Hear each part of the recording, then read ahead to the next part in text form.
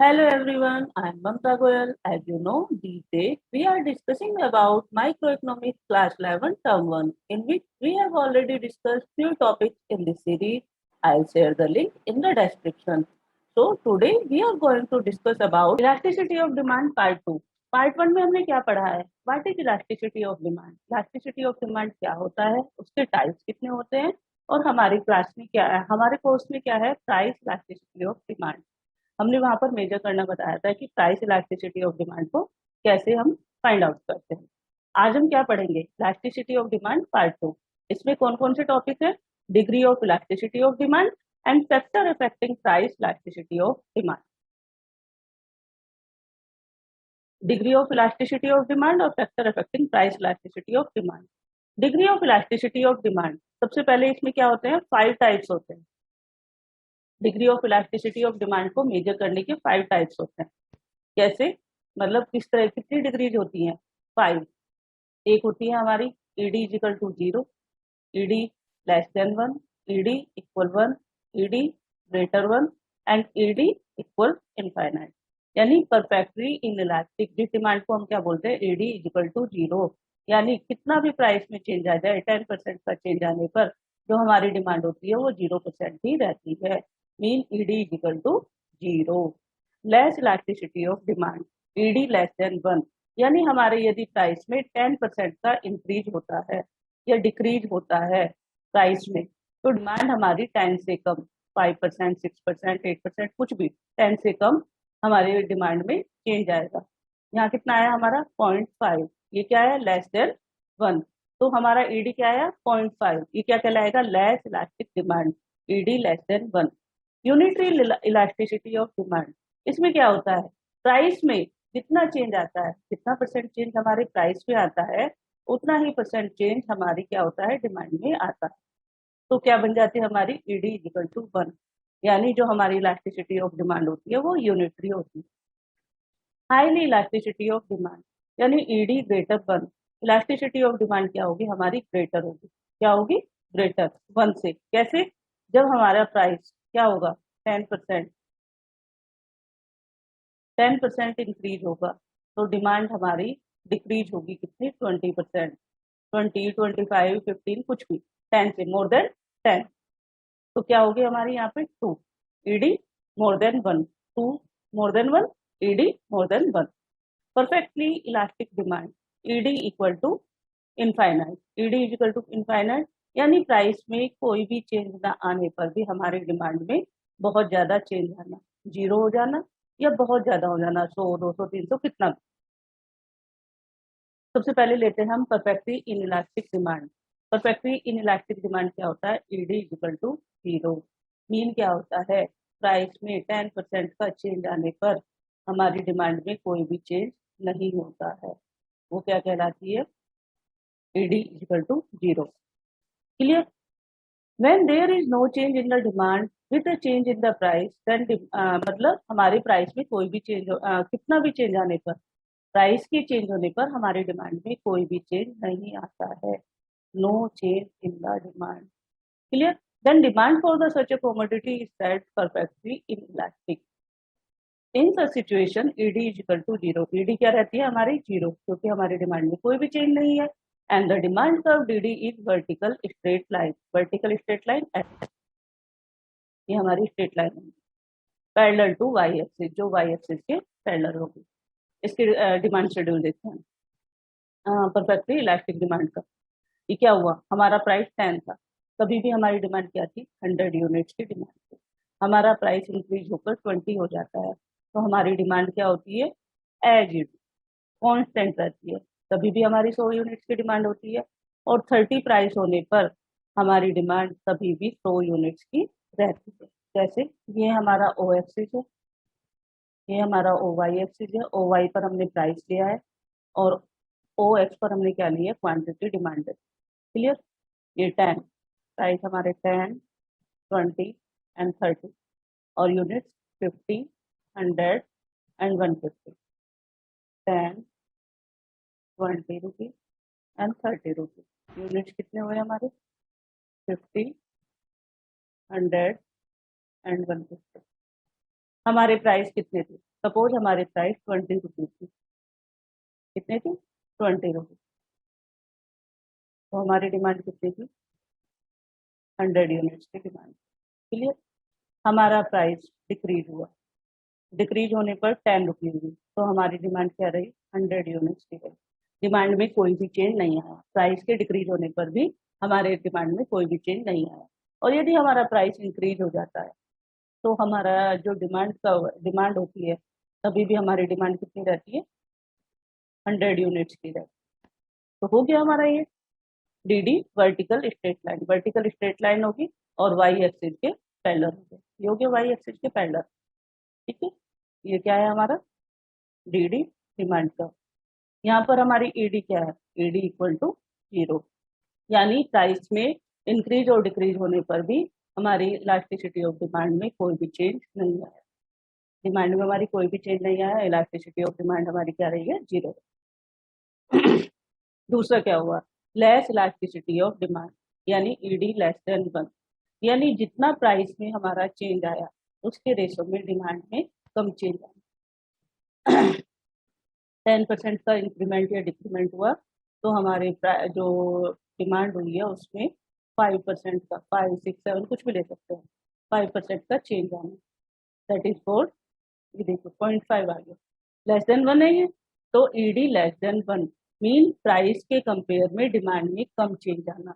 When percentage change in the quantity demand is less than percentage change in price, यानी price के compare में quantity demand में कम change आना।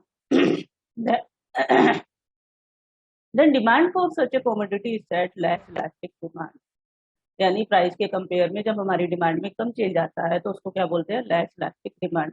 इन such situation ED is equal to ED less than 1, ED क्या होती है less than 1, 1 से कम होती है, ईडी की वैल्यू 1 से कम होती है। Slope the incline more towards the Y axis, ये किसकी तरफ झुका होता है वाई एक्सिस की तरफ। देखिए प्राइस क्या है हमारा 20 से डिक्रीज होकर हमारा 10 हो जाता है, 20 रुपीज की हमारी कोई एक किसी कमोडिटी की क्या थी, एक यूनिट का प्राइस था, और ये प्राइस घटकर हमारा 10 रुपीज हुआ, और डिमांड कितनी थी 100। जब हमारा 20 रुपी प्राइस था तो डिमांड 100 यूनिट की थी, और प्राइस घटकर 10 रुपी हो गया तो डिमांड हमारी कितनी हो गई 120 यूनिट, यानी प्राइस के कंपेयर में बहुत कम उसमें क्या आया इंक्रीमेंट आया। ये क्या है ओ एक्सिस, ये क्या है हमारा ओ वाई एक्सिस, इसमें डिमांड प्राइस 10, 20, इसमें लेते हैं 50, 100, 150, 50, 100 एंड 150, ये 10 था हमारा। जब 20 रुपी प्राइस था तो हमारी डिमांड कितने यूनिट्स की थी 100 यूनिट्स की, कितनी यूनिट्स की थी 100 यूनिट्स की।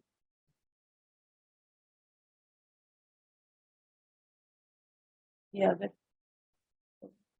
20 और 10, ये प्राइस है हमारा, ये क्वांटिटी डिमांड है हमारी, तो ये डिक्रीज हुआ प्राइस कितना हो गया 10, यानी 50% का हुआ है, और ये कितना बढ़ा है हमारा केवल 20%।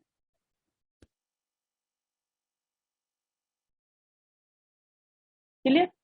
तो देखिए ये जो डी डिमांड का हुआ, ये क्या हुआ वाई एक्सिस के टूवर्ड्स हुआ, मोर टूवर्ड्स वाई एक्सिस, और यहाँ पर ईडी लेस देन 1, यानी हमारी प्राइस के कंपेयर में डिमांड में कम चेंज आया, ED less than 1। Clear. Unitary elasticity of elastic demand, unitary elastic demand में क्या होता है, जितना चेंज हमारा प्राइस में, जितना परसेंटेज चेंज हमारे प्राइस में आता है उतना ही परसेंटेज हमारी डिमांड में आता है। कैसे, देखिए सपोज हमारा परसेंटेज चेंज 10% हमारे प्राइस में इंक्रीज हुआ तो हमारा जो डिमांड डिक्रीज होगी वो भी 10% ही होगी। क्लियर, यानी 1 के बराबर। ईडी क्या होगी हमारी 1 के बराबर, इलास्टिसिटी ऑफ डिमांड हमारी 1 के बराबर होगी। When percentage change in the quantity demand is equal, ये इक्वल है दोनों, to percentage change in the price, price के इक्वल में ही परसेंटेज चेंज, यानी प्राइस के जितना परसेंटेज चेंज हमारे प्राइस में आया है उतना ही परसेंटेज चेंज हमारी डिमांड में आया है, then demand for such commodity is said to be unitary elastic. इस तरह की डिमांड हमारी कैसे कहलाती है unitary elastic. In this situation ED equal to 1, क्या होता है हमारा ईडी इक्वल 1 के बराबर होता है। And demand curve is a rectangular hyperbola. Rectangular hyperbola वो पॉइंट होता है, वो कर्व होता है डिमांड कर्व, जिसमें एवरी पॉइंट पर डिमांड डीडी डिमांड कर्व के सभी पॉइंट्स पर ईडी हमारी क्या रहती है 1 के बराबर रहती है। The demand curve is rectangular hyperbola therefore ED equal to 1 at every point on the demand curve. कैसे, जैसे देखो यहाँ पर हमारे 20 रुपी प्राइस था, कितना हो गया 50% घटकर 10 रुपी हो गया। इसी तरह से हमारी यदि 20 रुपी में 100 यूनिट्स आई हैं, तो यदि उसमें 50% का इंक्रीज करते हैं, प्राइस के डिक्रीज होने पर डिमांड में यदि 50% का इंक्रीज होता है, तो ये कितनी हो जाती है 100 से 150। कैसे, ये ओ एक्सिस है, ये ओ वाई एक्सिस है। यहाँ पर हमारा प्राइस होगा, यहाँ पर हमारी क्वांटिटी डिमांड होगी। अब प्राइस कितना है 10 एंड 20, क्लियर, 10 और 20। डिमांड कितनी है 50, 100 एंड 150। ये हो गया हमारे 50 यूनिट, 100 यूनिट एंड 150 यूनिट। 20 रुपी के प्राइस पर हमारी डिमांड कितनी हुई, ठीक है, ये हमारा पॉइंट्स बना। उसके बाद यदि हमारा प्राइस 50% डिक्रीज हुआ, तो हमारी जो डिमांड हुई वो भी 50% इंक्रीज हुई है। ये ओ एक्स एक्सिस है, ये ओ वाई एक्सिस है। यहाँ पर हमारा प्राइस है, यहाँ पे हमारी क्वांटिटी डिमांड है। प्राइस हमारा 10 एंड 20 रुपी, 10 रुपी 20 रुपी। और यूनिट्स कितनी है हमारी 50, 100, 150। 50 units, 100 units and 150 units. Clear. 20 पे हमारी डिमांड कितनी थी 100 के बाद। प्राइस हमारा डिक्रीज हुआ 20 से 10, तो हमारी डिमांड भी उसी परसेंटेज में इंक्रीज हो गई, कितनी 150। तो जो ये हमारा डिमांड कब होगा, जो हमारा ये डिमांड कब होगा वो क्या होगा रेक्टेंगुलर हाइपरबोला। रेक्टेंगुलर हाइपरबोला का मीन क्या होता है कि इसके डिमांड कर्व के, यानी डिमांड कर्व के एवरी पॉइंट्स पर हमारा जो डीडी डिमांड कर्व है, इसके सभी पॉइंट्स पर जो हमारा ईडी होगा यानी इलास्टिसिटी ऑफ डिमांड होगा वो इक्वल होगा, 1 के बराबर होगा। Clear. Highly elasticity of demand, highly elasticity of demand का मतलब होता है जो हमारी डिमांड होगी वो 1 से ज्यादा होगी। यानी यदि 10% का इंक्रीज या डिक्रीज होता है प्राइस में, तो हमारी डिमांड में 10 से ज्यादा 20 या 15% का क्या होगा डिक्रीज या इंक्रीज होगा। 2 ईडी मोर देन 1, 1 से ज्यादा क्या होता है 2, ईडी मोर देन 1 हो गई 2 हो गई, इलास्टिसिटी हमारी 1 से ज्यादा होगी। यानी जितना प्राइस में चेंज होता है उससे ज्यादा हमारी डिमांड में चेंज होता है, तो वो क्या कहलाता है highly elasticity of demand.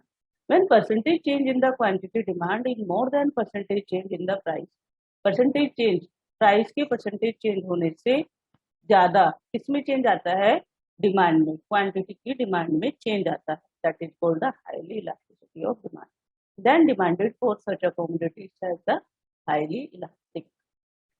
In such situation ED more than 1, ED क्या होता है हमारा मोर देन 1, एक से ज्यादा आता है। तो देखिए जैसे मैंने यहाँ निकाल के दिखाया, the highly elastic demand curve is flatter and it's slope is incline more towards the x axis. वो अभी हम डायग्राम में देखेंगे। प्राइस कितना है हमारा 20 और यूनिट्स कितनी है 100। यदि प्राइस घटकर कितना हो जाता है 10 हो जाता है, यानी 50% का हमारा इसमें क्या होता है डिक्रीज हो जाती है, तो डिमांड क्या होती है 100% बढ़ जाती है। कैसे, ये देखिए हाईली इलास्टिक है ना, 1 से ज्यादा हो ही क्या है 0 एक्सिस, ये वाई, ये 10, ये 20। यहाँ क्या होगा हमारा प्राइस, यहाँ क्या होगी हमारी क्वांटिटी डिमांड 10 रुपी 20 रुपी, और ये क्या है 100 सॉरी 50, 100, 150 एंड 200। जब हमारा प्राइस यहाँ पे ले लेते 50, 100, 150 एंड 200, जब हमारा प्राइस 20 रुपी था, तो हमारी कितनी यूनिट्स की डिमांड थी, 100 यूनिट्स। और जैसे ही प्राइस हमारा डिक्रीज होकर 10 हुआ है तो हमारी डिमांड इंक्रीज होकर कितनी हो गई, हमारा प्राइस डिक्रीज हुआ, डिमांड हमारी इंक्रीज हुई, तो इंक्रीज होकर कितनी हो गई, 200। ये हो गया हमारा डिमांड पर, ईडी डिमांड पर। यहाँ पर इलास्टिसिटी ऑफ डिमांड क्या है, ईडी मोर देन 1। यहाँ पर क्या था हमारा ईडी, ईडी इक्वल 1। इससे पहले क्या था, ईडी लेस देन 1 था और ED equal to 0।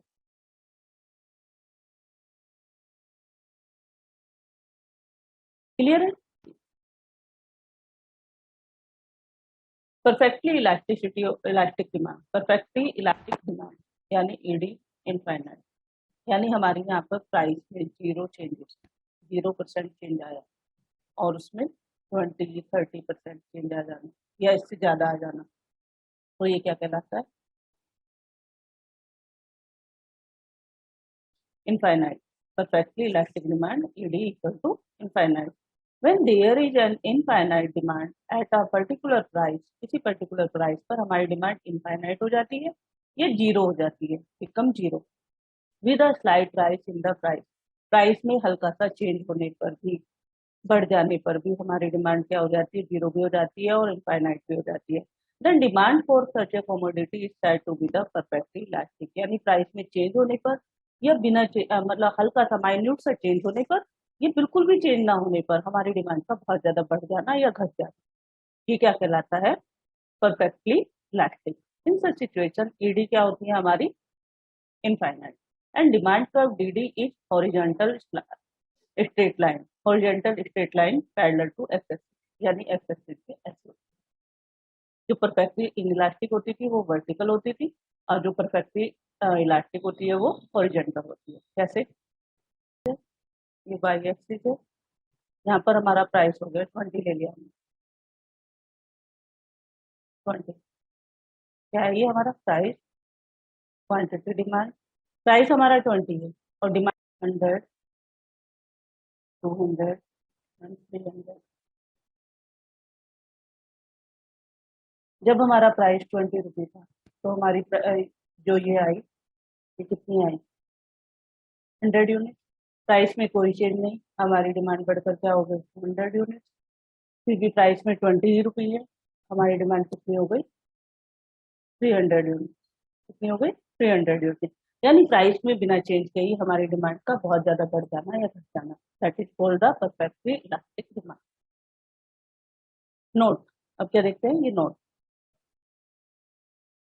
Flatter the curve higher will be the elastic demand. कैसे, ये देखिए जितना फ्लैट होता जाएगा उतनी ही हमारी इलास्टिसिटी ऑफ डिमांड इंक्रीज होती जाएगी। ये एक्स एक्सिस हो गया, ये वाई एक्सिस हो गया हमारा, ये प्राइस हो गया, ये क्वांटिटी डिमांड हो गया। इसको हम सबको दिखा देते हैं। सबसे पहले हमने दिखाया था, ये हमारा क्या था, ईडी इक्वल टू इनफाइनाइट। इसमें सबसे पहले हमने ईडी इक्वल टू क्या लिया, जीरो।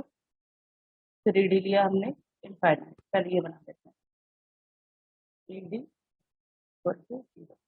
ये क्या है, ED equal to infinite. Zero के बाद क्या आएगा, लेस देन 1।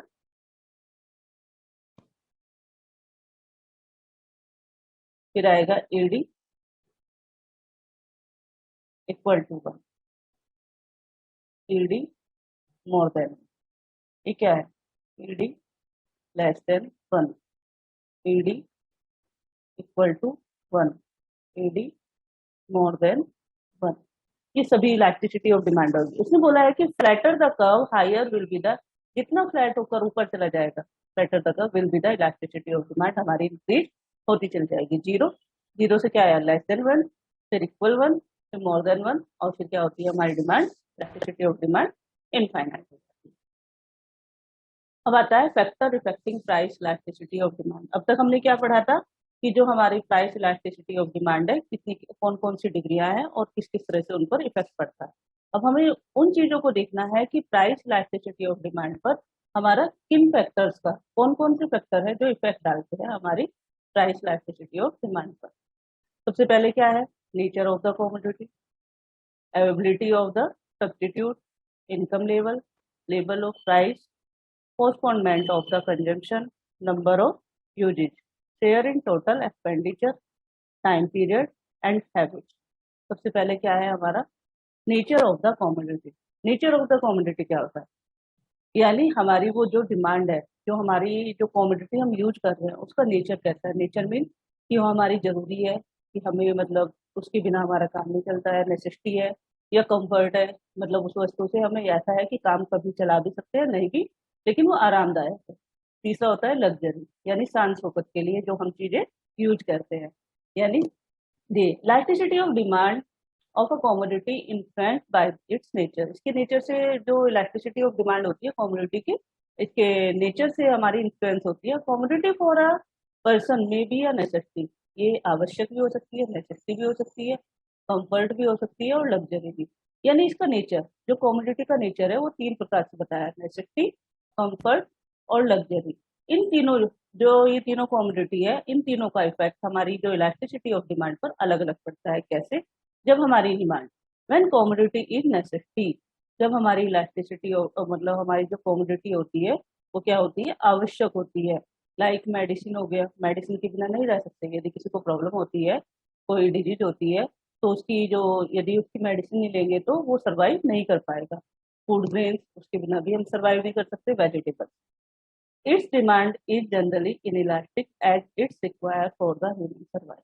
यानी कोई हमारा किसी मतलब बीमारी से ग्रसित है, मीन उसको कैंसर है या कोरोना हो गया, आजकल आप जैसे देख ही रहे हैं, तो क्या वो उस दवाई के बिना रह सकता है? उस मेडिसिन को पोस्टपोन कर सकता है कि चलो बाद में ले लेंगे, अभी तो बहुत महंगी हो रही है। उसकी प्राइस के इंक्रीज होने पर भी हम उसकी डिमांड को डिक्रीज नहीं कर सकते। क्यों? क्योंकि वो हमारी लाइफ के लिए, लाइफ को सर्वाइव करने के लिए बहुत आवश्यक है। उसके बिना हम अपना जीवन व्यतीत नहीं कर सकते, नहीं जी सकते ना हम उसके बिना।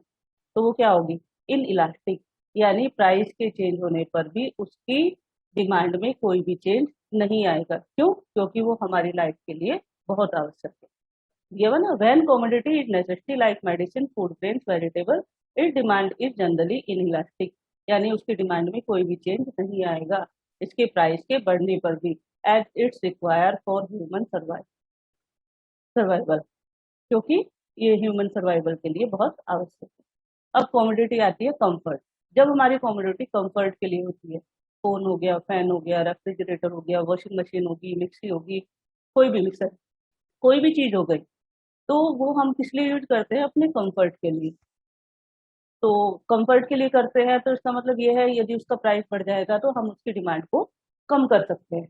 यदि उसकी प्राइस, ऐसा तो नहीं है कि हम उसके बिना अपनी लाइफ को सर्वाइव ना कर पाए, तो क्या करते हैं, when a commodity is a comfort like fan, refrigerator, mixer, it's demand is generally elastic, हमारी इलास्टिक होती है। यानी प्राइस के बढ़ने पर हमारी डिमांड भी चेंज हो जाती है, कम हो जाती है। और कम होने पर, जब मतलब उसके प्राइस कम होते हैं, तो हम क्या करते हैं, उसकी डिमांड को बढ़ा देते हैं।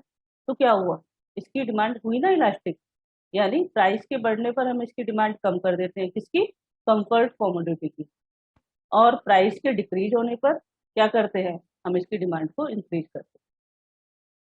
व्हेन अ कमोडिटी, अब थर्ड वन आती है luxury. When a commodity is luxury, luxury car हो गई, आईफोन हो गए, डायमंड हो गया, ये सब क्या होता है, ये हमारे स्टेटस को बताता है। यदि जो रिच पीपल होते हैं वो क्या करते हैं, यदि हमारे एज की कमोडिटी की, यानी कार की, कोई अच्छी कार हो गई, या आईफोन हो गया, हमारा एप्पल का फोन हो गया, या डायमंड हो गया, इनकी प्राइस के बढ़ने पर वो क्या समझते हैं कि जितना प्राइस बढ़ेगा उतना हमारा स्टेटस दिखेगा। तो वो क्या करते हैं, इसकी डिमांड, प्राइस के बढ़ने के साथ साथ इस डिमांड को भी बढ़ा देते हैं। ये और कम होती है तो जो अदर पीपल होते हैं वो भी इसको लेना चाहते हैं। तो इसकी प्राइस के घटने और बढ़ने से ये क्या होती है, मोर इफेक्टिव होती है, मोर इलास्टिक होती है। क्लियर? किससे ज्यादा, कंफर्ट से ज्यादा। कंफर्ट की चीजें क्या होती है, नॉर्मली व्यक्ति उसको क्या करता है, पोस्टपोन कर सकता है। क्लियर? नेसेसिटी को पोस्टपोन नहीं कर सकता, इसलिए वो क्या हुई, इनइलास्टिक हुई। कंफर्ट को वो पोस्टपोन कर देता है, इसलिए क्या हुई, वो इलास्टिक हुई है। लेकिन जो रिच पीपल होते हैं, जो लग्जरी थिंग्स लेते हैं, वो उसको क्या समझते हैं, अपनी शान और शौकत समझते हैं, इसलिए वो क्या करते हैं, इन चीजों के प्राइस बढ़ने पर भी अपनी डिमांड को बढ़ा देते हैं। अवेलेबिलिटी ऑफ द सब्स्टिट्यूट, यानी किसी किसी कॉमोडिटी का यदि सब्स्टिट्यूट है, यानी एक चीज के होने पर यदि हम दूसरी चीज उसके सब्स्टिट्यूट में यूज कर सकते हैं, तो क्या होता है, यदि हमें सब्स्टिट्यूट मिल जाता है तो यदि हम जिस कॉमोडिटी का जो हम यूज कर रहे हैं उसके प्राइस बढ़ने पर हम क्या करेंगे, दूसरी कॉमोडिटी पे चले जाएंगे।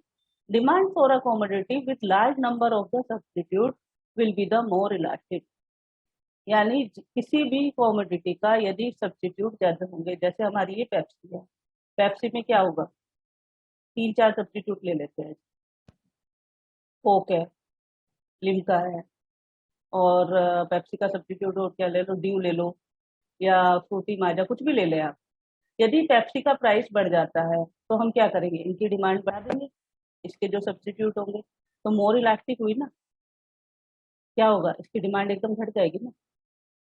ठीक है, पेप्सी के प्राइस बढ़ने से इसकी डिमांड घट जाएगी, और जो पीपल्स होंगे वो अदर चीजों के जो उसके सब्स्टिट्यूट होंगे उसको यूज करने लगेंगे, कोई सी भी।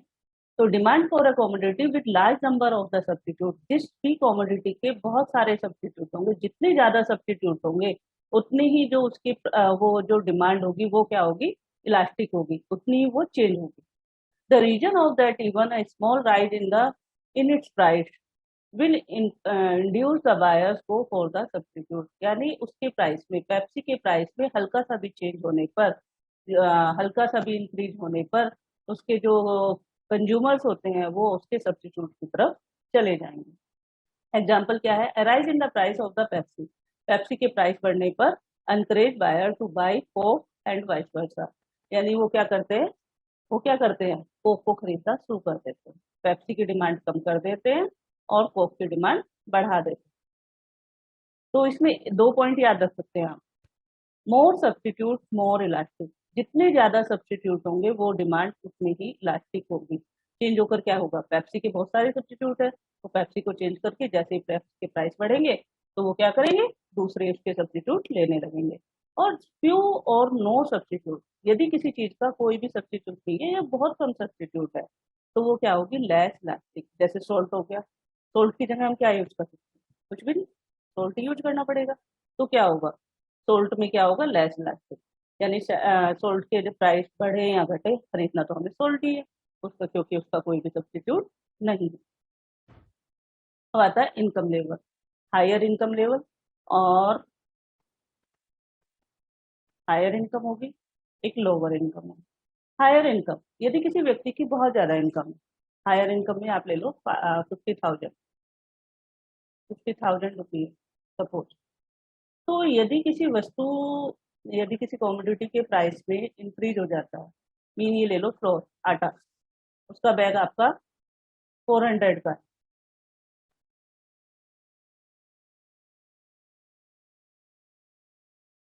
सॉरी 400 का है, तो उसका प्राइस यदि बढ़कर 500 या 600 हो जाता है पर 10 kg, तो क्या करेगा, तो जो हायर इनकम वाला पीपल होगा, कंज्यूमर होगा, क्या वो उसकी डिमांड घटाएगा, नहीं घटाएगा। क्यों, उसको कुछ फर्क नहीं पड़ेगा कि वो 100-200 रुपये यदि घट बढ़ जाते हैं किसी चीज पर, तो हायर इनकम वाले को कोई इफेक्ट नहीं पड़ता है। लेकिन तो इसलिए उनकी जो डिमांड होगी क्या होगी, इन इलास्टिक में आ जाएगी, लेस इलास्टिक में आ जाएगी। क्लियर। और यदि लोअर इनकम वाला होगा, सपोज किसी की इनकम 5,000 रुपीज, क्लियर, और वो 400 का उसका आटे का बैग आया है, फ्लोर बैग, तो वो 500 हो जाती है, 600 हो जाती है, उसके बजट पर तुरंत इफेक्ट होगा। तो वो अपनी डिमांड को क्या करेगा, कोई भी चीज होगी उसकी डिमांड को क्या करने का, कम करने की कोशिश करेगा और उसके सब्स्टिट्यूट लेने की कोशिश करेगा। Clear. Elasticity of demand for any commodity generally less for higher income, यानी हायर इनकम वालों पर कोई भी इफेक्ट नहीं पड़ेगा कि यदि किसी वस्तु के, आपने देखा होगा कोरोना में, यदि रिच पीपल थे उनके पास इतना पैसा था कि किसी कमोडिटी का यदि प्राइस बढ़ जाता है तो वो अपनी डिमांड को कम नहीं कर रहे, उनकी मतलब लाइफ सर्वाइव पर कोई फर्क नहीं पड़ रहा था। हायर इनकम वाले पे वो क्या करते थे, वो सेम क्वांटिटी में अपनी डिमांड को रखते थे। लेकिन जो पुअर पीपल्स थे, यदि जरा सा भी प्राइस बढ़ जाता था, एक तो उनकी इनकम कम, ऊपर से यदि यदि महंगाई बढ़ जाती है या किसी कमोडिटी का प्राइस बढ़ जाता है, तो वो क्या करते हैं, उनके पास एक ही ऑप्शन बचता था कि वो अपनी डिमांड को कम कर दें। क्लियर? इसलिए उनकी जो लोअर इनकम हुई है, लोअर इनकम वालों की हुई है हाई इलास्टिक। इनकी कैसी हुई है?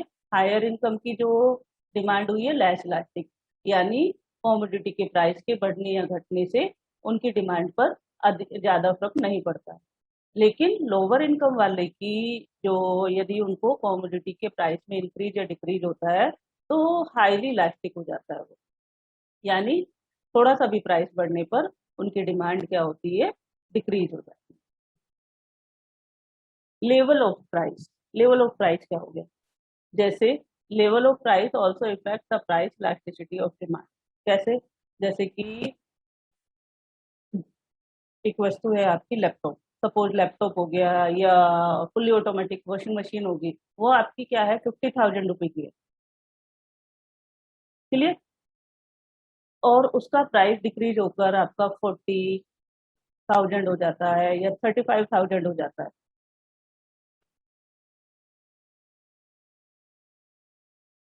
तो आप क्या करेंगे? उसकी डिमांड घटाएंगे या बढ़ाएंगे? यदि उसका प्राइस डिक्रीज हो जाएगा तो उसकी डिमांड बढ़ जाएगी ना, बढ़ाएंगे ना। तो इसलिए वो क्या हुई? Elastic demand. यदि आपकी कॉस्टली चीजें हैं, कॉस्टली गुड्स हैं, कॉस्टली कॉमोडिटी हैं, जैसे लैपटॉप हो गया, एसी हो गया, या फुल्ली ऑटोमेटिक वॉशिंग मशीन हो गई, या कोई भी ऐसा सामान, उसके प्राइस यदि डिक्रीज हो जाते हैं तो आप क्या करते हैं? उसकी डिमांड को बढ़ा देते हैं। और जबकि कुछ चीजें होती हैं जो इनएक्सपेंसिव होती हैं।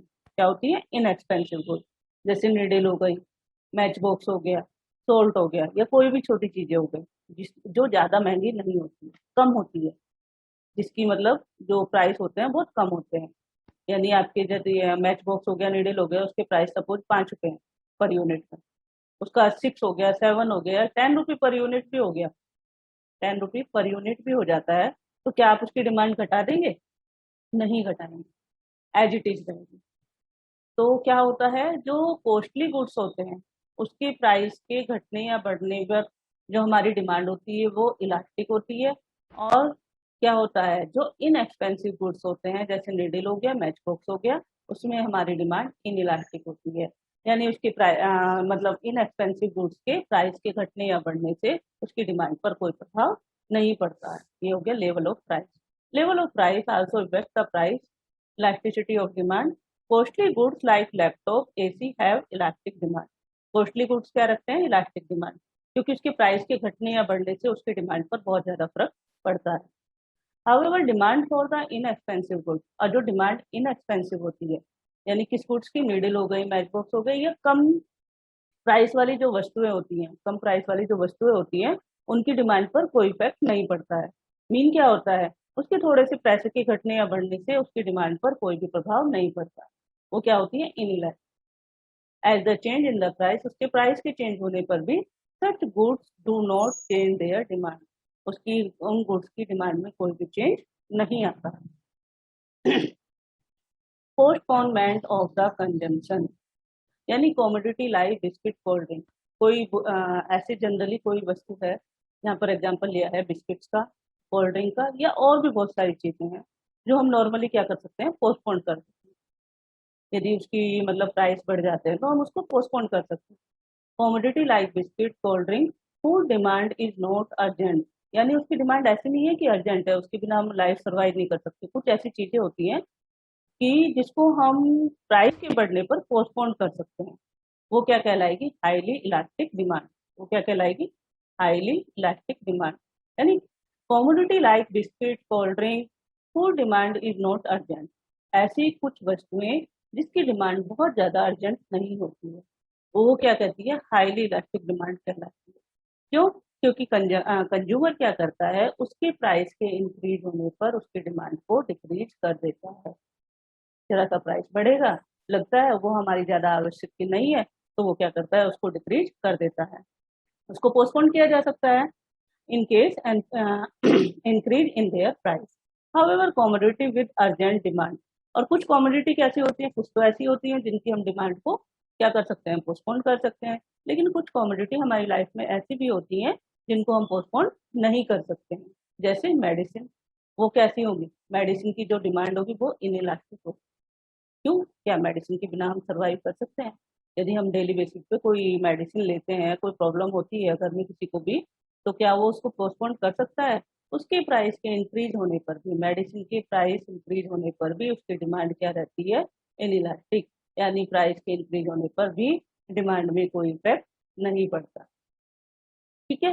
Full demand is not urgent, have highly elastic demand eight there consumption can be postponed. उसके कंजम्पशन को पोस्टपोन्ड कर दिया जाता है। कब पोस्टपोन्ड किया जाता है? जब इंक्रीज हो जाता है उसके प्राइस में, इंक्रीज इन देयर प्राइस। और कॉमोडिटी विद अर्जेंट डिमांड, जो होती है अर्जेंट डिमांड वाली, जैसे मेडिसिन होगी, वो क्या होती है? इनइलास्टिक। क्यों? क्योंकि उसकी जो इमीडिएट रिक्वायरमेंट होती है उसको हम पोस्टपोन नहीं कर सकते। Number of uses. अब कुछ चीजें ऐसी होती हैं जिसका हम बहुत सारी चीजों में यूज कर सकते हैं। जैसे इलेक्ट्रिसिटी है, इलेक्ट्रिसिटी है। इलेक्ट्रिसिटी का हम यूज क्या कर सकते हैं? फोन की चार्जिंग में भी करते हैं, टीवी में, और टीवी में, फोन में, कंप्यूटर में। अब तो कोई भी ऐसा अप्लायंसेस नहीं होगा हमारा जो इलेक्ट्रिसिटी के बिना यूज होता होगा। तो उसमें क्या होता है, कुछ चीजें ऐसी होती हैं इलेक्ट्रिसिटी में यूज होने वाली कि किसी को हम पोस्टपोन कर सकते हैं। बहुत सारे यूजेज होते हैं, किसी को नहीं कर सकते हैं। कुछ अर्जेंट यूजेज होते हैं, कुछ क्या होते हैं, कम यूजेज होते हैं। तो उस एक ऐसे हो गया हमारा मिल्क। मिल्क में क्या होता है? मिल्क में भी बहुत सारी चीजें होती हैं। जैसे हम इसमें टी बनाते हैं, कॉफी बनाते हैं। डेली यूज में टी और कॉफी के बिना किसी का काम नहीं चलता है, बच्चों का दूध के बिना काम नहीं चलता है। और अदर्स यूजेज भी होते हैं इसमें। क्या? बटर बनाना, आइसक्रीम बना सकते हैं, बटर, कर्ड, और भी बहुत सारी चीजें हम मिल्क के द्वारा बना सकते हैं।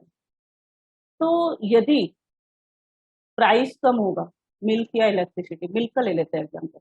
यदि मिल्क के प्राइस कम होंगे, सपोज मिल्क का प्राइस हमारा 20 रुपी पर केजी है, 20 रुपी पर केजी है। ठीक है। तो उसमें क्या करेंगे, हम इतना 1 केजी दूध लेंगे जिससे कि हमारी चाय कॉफी का काम चल जाए। सपोज उसका प्राइस घटकर 10 रुपी हो जाता, तो हम क्या करेंगे, उसको 2 केजी ले सकते हैं। क्यों? पहले तो हम अर्जेंट नीड, जो हमारी अर्जेंट यूजेज थे उसको करते थे, चाहे कोई का काम चल जाए, और वही हम उसको सर्वाइव कर सकते हैं। लेकिन जैसे ही उसके प्राइस कम होते हैं, जैसे ही उसके प्राइस कम होते हैं, तो हम सोचते हैं कि बच्चों के लिए और चीजें भी हम इससे बना सकते हैं। देखिए इसमें, देखिए वो क्या हो जाएगी, ये हमारी इलास्टिक हो गई। जितने ज्यादा यूज होंगे किसी भी कॉमोडिटी का, जितना ज्यादा यूज होगा, नंबर ऑफ यूजेज जितने ज्यादा होंगे, उसकी डिमांड भी उतनी ही इलास्टिक होगी। यानी उसके प्राइस के घटने पर क्या होगा, उसकी डिमांड इंक्रीज हो जाएगी, और प्राइस के इंक्रीज होने पर उसकी डिमांड डिक्रीज हो जाएगी। If the commodity under consideration has several uses, then its demand will be elastic. इसकी डिमांड कैसी होगी? इलास्टिक होगी। When price of such a commodity increase, यदि इन कॉमोडिटी का प्राइस इंक्रीज हो जाता है, then it is the generally put to only more urgent uses. यदि इनका प्राइस बढ़ जाता है तो हम क्या करेंगे, केवल अर्जेंट यूजेज की जो चीज वर्क होगा, जैसे मिल्क का मैंने एग्जांपल लिया था, उसमें केवल चाय कॉफी को ही हम यूज करेंगे। And as a result demand fall, और उसकी डिमांड क्या होगी? कम हो जाएगी। When the price is fall, और जब उस मिल्क का प्राइस फॉल हो जाता है, then it is use for satisfying even less urgent needs. इसमें क्या करेंगे हम, जब प्राइस कम हो जाता है तो लेस अर्जेंट नीड्स, जो कम आवश्यकता वाली आवश्यकता है, उसको भी हम उससे पूरा कर लेंगे। कब? जब उसका प्राइस कम हो जाएगा और डिमांड क्या होगी, उसकी बढ़ जाएगी। यानी सिंपल सा क्या होगा, जब हमारी किसी वस्तु का यूज बहुत ज्यादा, मतलब अलग अलग तरीके से हम यूज कर सकते हैं, तो उसकी प्राइस के घटने से उसकी डिमांड बढ़ जाती है, क्योंकि उसकी डिमांड क्या होती है? इलास्टिक होती है। Clear? Share in total expenditure, यानी जो हमारी इनकम है उसका शेयर कैसा है? शेयर मतलब जैसे हमारी, सपोज हमारे पास 5000 रुपीज। क्लियर? और उसका 50%, यानी 50% भी छोड़ो, हाँ 50% ले लेते हैं, 2500 रुपये हम किसी चीज में खर्च करते हैं, कोई भी कॉमोडिटी हो जो हमारी जरूरत की है या कैसी भी हो। और उसका यदि प्राइस बढ़ जाता है, उसका प्राइस इंक्रीज हो जाता है, हमारी इनकम कितनी है? 5000 रुपये। उसमें से 2500 हमने किसी कॉमोडिटी पर खर्च कर दी, और अब क्या हुआ, उसका प्राइस किसी कारण से बढ़कर क्या हो जाता है 3,000, तो क्या हम उसकी डिमांड कम कर देंगे? बिल्कुल कर देंगे। क्यों? क्योंकि वो हमारी इनकम का बहुत बड़ा शेयर है जो उस कॉमोडिटी पर यूज हो रहा है। तो इसकी प्राइस के बढ़ने के साथ ही हम उसकी डिमांड को कम कर देंगे। यानी क्या होगा, यदि एक्सपेंसिव चीजें होंगी, यदि मोर शेयर होगा, तो वो उसकी डिमांड क्या होगी हमारी इलास्टिक। क्लियर? यदि हम अपनी इनकम का बड़ा शेयर किसी चीज पर खर्च करते हैं तो उसकी डिमांड कैसी होती है? इलास्टिक। और सपोज हमारी किसी चीज पर 50 रुपए 100 रुपए खर्च होते हैं, कोई भी छोटी सी चीज है उस पर हम 50 रुपए या 100 रुपए खर्च कर देते हैं, वो 110 रुपए की हो जाती है, तो हम उसकी डिमांड इनइलास्टिक हो जाएगी। क्यों? क्योंकि हम उस पर क्या होगा, खर्च हो जाएगा तो कोई बात नहीं, 10-5 रुपए का कोई भी उसको सर्वाइव कर सकता है। देखो, proportion of the consumer's income that is spent on a particular commodity also influence the elasticity of demand for it। यानी कितना प्रोपोर्शन हम अपनी इनकम का किसी वस्तु पर खर्च कर रहे हैं, इसका हमारी डिमांड पर बहुत प्रभाव पड़ता है, इलास्टिसिटी ऑफ डिमांड पर।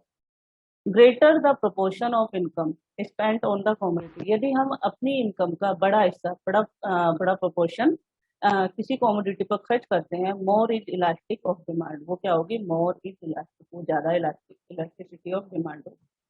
For is the vice versa. और जिस पर हम कम खर्च करते हैं, ज्यादा खर्च करते हैं तो मोर इलास्टिक होगी।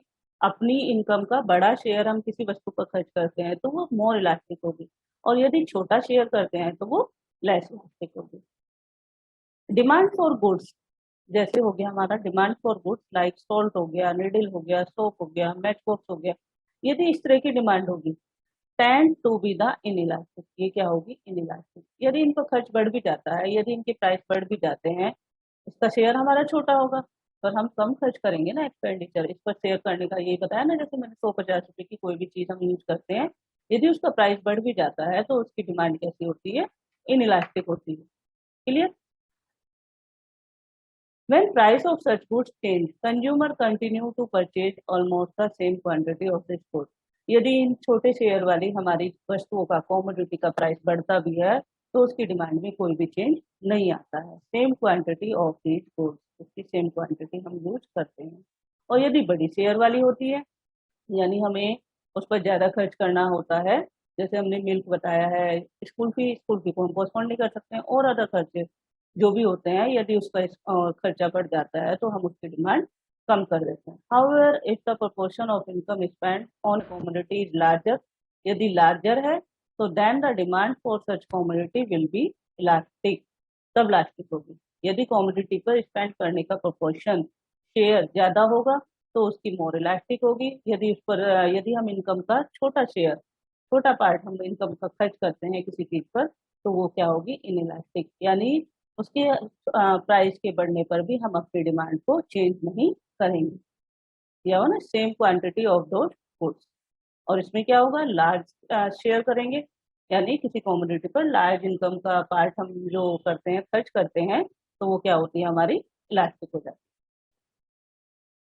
टाइम पीरियड, टाइम पीरियड में क्या होगा? शॉर्ट टाइम पीरियड ऐसे दे दिया हमने, एक ये है हमारे पास शॉर्ट टाइम पीरियड, एक है हमारे पास long time period. Short time period, suppose हमें प्रोजेक्ट बनाने के लिए दिया गया कि किसी टीचर ने कहा है आपको 3-4 दिन में आपको एक प्रोजेक्ट सबमिट करना है, या हमें किसी शादी में जाना है, तो मतलब 1-2 दिन में ही जाना है, और हमें अपनी ड्रेस भी परचेज करनी है, इसमें ले लेते हैं।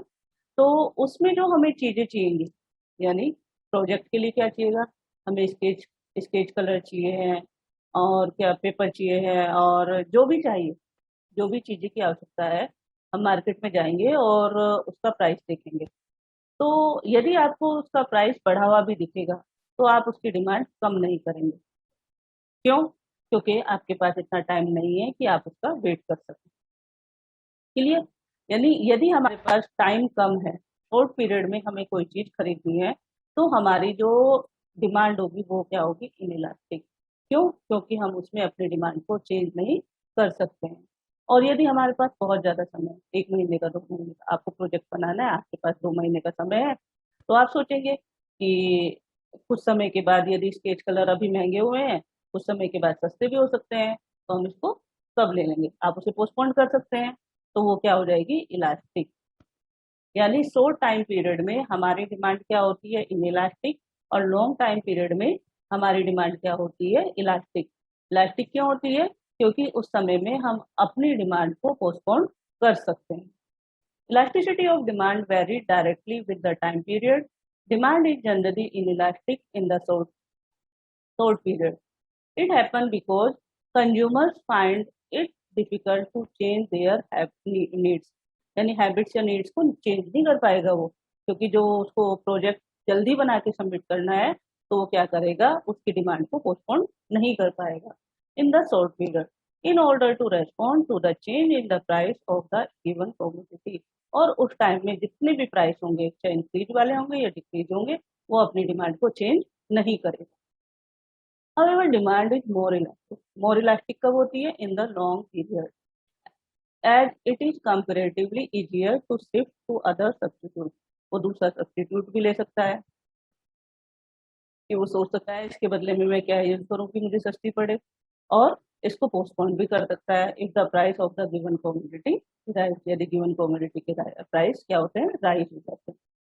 क्लियर? यानी शॉर्ट पीरियड में हम अपनी डिमांड को चेंज नहीं कर सकते हैं, अपनी नीड्स को चेंज नहीं कर सकते हैं, इसलिए वो डिमांड क्या होती है, इनइलास्टिक होती है। उसको हम चेंज नहीं कर पाएंगे, हमारे पास इतना समय नहीं है कि हम उसको चेंज कर पाए। और जब हमारे पास काफी समय होता है तो हम उसका सब्स्टिट्यूट भी ढूंढ सकते हैं और उसके लिए वेट भी कर सकते हैं कि उसके प्राइस कम होंगे तो हम उसको परचेज कर लें। हैबिट्स। अब कुछ चीजों की हमें हैबिट्स हो जाती है, जैसे कुछ कॉमोडिटी होती है, जैसे मतलब कोल्ड ड्रिंक है, कुछ बच्चे होते हैं कोल्ड ड्रिंक उनको चाहिए होती है कि उसके प्राइस घटे या बढ़े, उन्हें कोई इफेक्ट नहीं पड़ता है। और जैसे कुछ लोग होते हैं अल्कोहल लेते हैं, उसके प्राइस, आपने कोरोना में उसका हाल देखा ही होगा कि प्राइस कितना भी इंक्रीज हुआ, किसी के पास यदि खाने के लिए भी नहीं है तो भी अल्कोहल उन्होंने खरीदी ही खरीदी उसके प्राइस के इंक्रीज होने पर भी। अल्कोहल हो गया, तंबाकू हो गया, सिगरेट हो गया, ये कुछ एग्जाम्पल हैं। यदि किसी व्यक्ति को इसकी हैबिट पड़ जाती है या कोई भी किसी भी चीज की, किसी भी कमोडिटी की हैबिट पड़ जाती है, तो उसके प्राइस के इंक्रीज होने पर भी वो उसकी डिमांड को कम नहीं कर सकता। Commodity which have become habitual necessity for the consumer, यानी वो इतनी हैबिट हो गई कि वो उसकी आवश्यकता बन गई। हैव लेस इलास्टिक डिमांड, वो लेस इलास्टिक होगी, यानी उसकी डिमांड में प्राइस के बढ़ने पर भी कोई चेंज नहीं होगा। It happens because such a commodity becomes a necessity for the consumer. क्यों? वो हैबिट ऐसी हो गई कि वो आवश्यकता बन गई, उसके बिना वो अपनी लाइफ को सरवाइव नहीं कर पाता है। And he continue to purchase it even if it price rise, उसके प्राइस के राइज होने पर भी वो उसकी डिमांड को कम नहीं करता है, उसको कंज्यूम करता है और उसे परचेज करता है हाई प्राइस पर भी। Alcohol, tobacco, cigarette are some example of habits forming commodity. If you have any doubt, you can ask me in the comment section. And if anybody want video on any topic, please let me know in the comment section. And I will try to make video on those topics as soon as possible. Thank you for watching. Happy learning.